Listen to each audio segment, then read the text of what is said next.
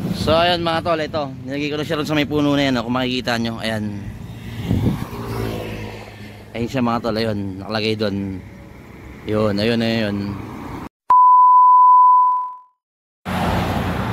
So ayun nga mga tol, andito tayo ngayon sa may boundary ng Muñoz saka ano pala, o tama, saka Malayantok saka Balok boundary. Andito tayo ngayon, hindi tayo magdidikit ng sticker kasi nadaan naman na tayo rito. Meron tayong followers dito na hindi ko nabigyan noon. Ngayon kung mapapanood mo to tol, kuhanin mo na lang, ilalagay ko na lang to doon sa may puno na yun. Tapos papakita ko sa yung way para matanda mo. Ayan, ito yung way mga tol, malapit sa may boundary ng Science City of Muñoz. Ayan, tapos ito doon sa may makakakuha pala, i-comment box mo na lang sir. Tapos picturean mo, send mo ron sa may message, sa may comment box, pakita mo sa akin para makita ko naman kung may nakakuha na. Okay,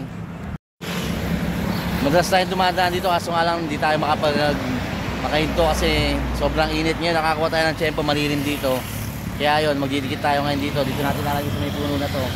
Yan, sa may taas na yan, kung nakikita nyo, diyan ko siya ilalagay. Tapos yung makakapanood na ito na taga rito, puntahan nyo na lang, kuhanin nyo na lang, tapos sa inyo na yan. So ayun mga tol, ito nilagay ko na siya ron sa may puno na yan, kung makikita nyo. Ayan, ayun siya mga tol, ayun nakalagay doon. Yun, ayun. Tapos ito yung way niya. Ayan, malapit siya sa may Fall-in-One. Yan, Papas Q.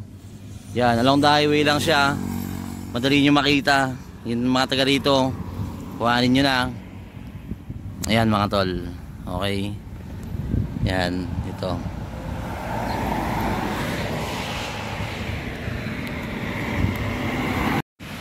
So yun lang mga tol, nakapagdikit na tayo dito. Yan, kung makikita nyo, nakalagay niya sa may puno na yan. Huwag sanang hanginin para makuha nyo.